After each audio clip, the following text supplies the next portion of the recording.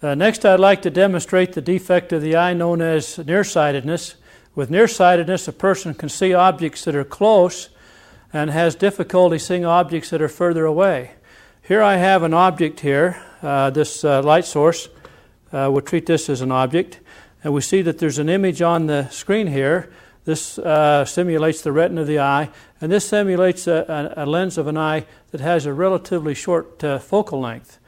And so it can only accommodate an object when the object is up close. Now when the object is moved further back then, we need to use a corrective lens. In this case, we're going to use a diverging lens to correct for nearsightedness. Here I have a diverging lens that I'll place in front of the lens of the eye, and we'll move the object back. And we notice that the image becomes blurred. To turn the lights off, we'll see that a little more clearly.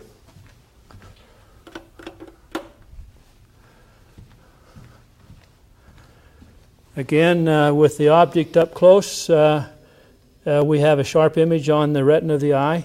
But with the object further away, then in order to see a sharp image on the retina of the eye, we need a diverging lens